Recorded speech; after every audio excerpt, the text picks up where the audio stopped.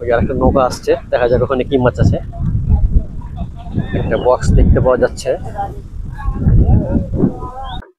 সকালবেলা, সকাল প্রায় 7:30 পৌনে 8টা মতো বাজে। আসসালামু আলাইকুম, সবাইকে প্রীতি ও শুভেচ্ছা জানাচ্ছি আমার চ্যানেল ইনামস ব্লগের পক্ষ থেকে। আমি আজকে ঘুরতে ঘুরতে চলে এসেছি পোগলাউড়ি ঘাট, একদম পদ্মা নদীর কিনারা। আপনারা দেখতে পাচ্ছেন বিশাল পদ্মা নদী। আমরা এখানে মাছ কিনবো, মাছ দেখবো, আপনাদেরকে দেখাবো কি কি মাছ পাওয়া যায় এখানে। আপনারা দেখতে পাচ্ছেন পানি একদম টইটুম্বুর হয়ে আছে। স্থানীয় লোকজন কিভাবে মাছ ধরছে, এই যে কাপা জাল, বৃত্তি।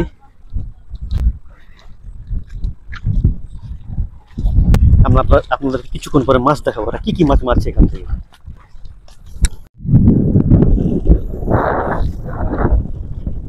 আচ্ছা, এখনো মাছ পাইনি।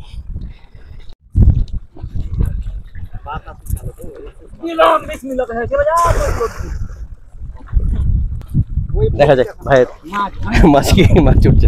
মাছ হয় না, পানি মরছে তো, পানি মরলে নাকি মাছ হয়। কালকে হয়ে গেছে না, আজ হচ্ছে না, মানে সেদিন হতে থাকবে। আচ্ছা আচ্ছা, মাছ উঠেনি, একটা মাছ উঠেনি। এখানে একটা আছে, কি মাছ এটা? মাছের বাচ্চা নাই মাছ। সামনের দিকে যাওয়া যাক।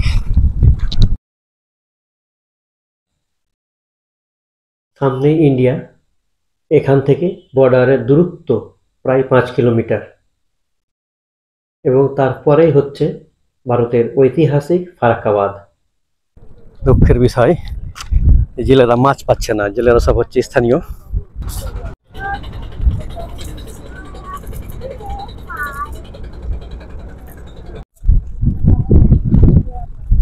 আপনার বাসা কোথায়? এখানে কোথায়? বন্ধুগণ দেখছেন নদীতে কোনো মাছই নাই, জেলেরা সব হতাশ হচ্ছে, সবাই জাল ফেলছে এবং হতাশ হচ্ছে। সামনে এক জেলে ভাই যাচ্ছে, ভিতরে অনেক দূরে যাচ্ছে, জাল ফেলছে, প্রস্তুতি নিচ্ছে এবং করলো জাল। দেখা যাক এবার মাছ উঠে কিনা। আমার মনে হয় মাছ উঠবে না, দেখা যাক এবার মাছ উঠে কিনা। 8 কেজি গেলা উঠলে হার আগে 1 ফ্রিজ দিবে না, দোয়া করেন দিবেন, তারা দোয়া করি ভাইয়ের লাগা। মাছ পাই উঠে না, একটাও নেই। কি অবস্থা, ভিতরে যেতে হবে বা ওই দিকটায় যেতে হবে। আপনাদেরকে কিছু লোকাল মাছ মারা যন্ত্র দেখাই। এই সেই হচ্ছে লোকাল যন্ত্র। হ্যালো ভাইয়া, এই জিনিসটার নাম কি? দিয়াল, বাস দিয়াল। দিয়াল? হ্যাঁ দিয়াল, ও আচ্ছা আচ্ছা, মাছ মারা দিয়াল। হ্যাঁ, এই হচ্ছে মাছ মারা ফাঁদ, এটার নাম হচ্ছে দিয়াল। দিয়াল স্থানীয় ভাষা, এটাকে দিয়াল দিয়াল বলা হয়। এটা হচ্ছে মাছ মারা যন্ত্র। কালকে মাছ হয়েছিল, আজকে হয় না। সবাই বলছে কালকে মাছ হয়েছিল, আজকে হচ্ছে না।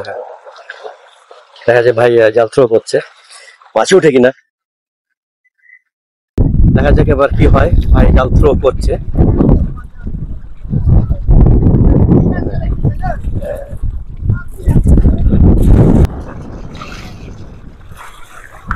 নাই একটা আছে, বিশাল একটা বড় মাছ আছে। কি মাছ এটা? ঘেড়া। এটা কি অবস্থা জি ভাই?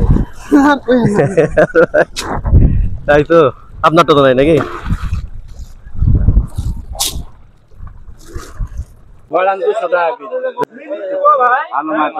মানে 200 টাকা কেজি?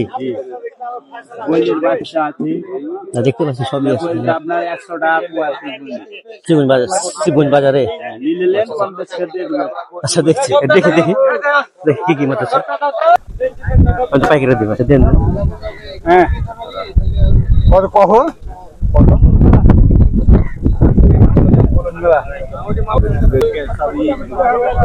এটা 250 টাকা পোয়া শিবগঞ্জে বিক্রি হয়, এখানে 230 টাকা পোয়া। আর এটা কি এটা পিয়ালি। হ্যাঁ, পিয়ালি আপনার 130 টাকা পোয়া, শিবগঞ্জে 150 টাকা করে বেচি, 130 ধরবো।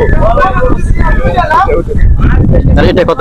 এটা আপনার গজার, এটা আপনার 150 টাকা পোয়া, 600 টাকা কেজি। 150 টাকা পোয়া, 500 ধরবো এখানে নদীর কান্দায়। 550 কেজি। জি। ও আচ্ছা, এখানে গজাল না, এটা সোয়েল। সোহেল 600 টাকা কেজি, এখানে 550 ধরবো। ভালো, সোহেল মাছ তো অবশ্যই ভালো।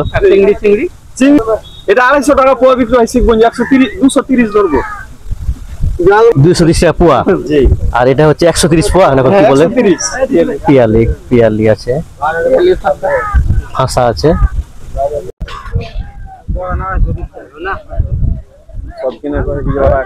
ওজন কত বললেন এটা? 200 গ্রাম। একটা বক্স দেখতে পাওয়া যাচ্ছে। মাপেন, এটা মাপেন তো। মাপা হয়ে গেছে যে হাফ কেজি।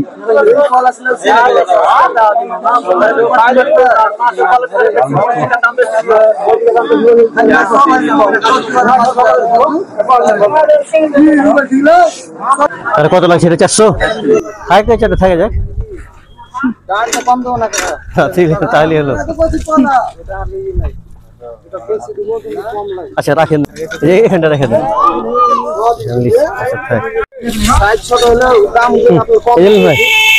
চিংড়ির দামটা কি আছে এখানে? 400 টাকা কেজি।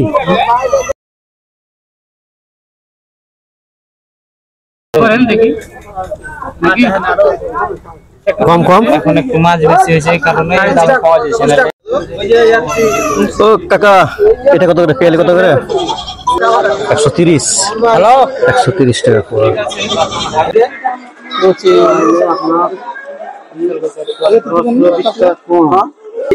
কত বলছেন আপনি? কত যাচ্ছেন এখন? বুঝলেন? হুম, 550 550 একদম, 550 কেজি বুঝছি। মাছটি দেখেন মামা। তো বন্ধুগণ, আজকে এই পর্যন্তই বগলাউড়ি ঘাট থেকে, বগলাউড়ি শিবগঞ্জ।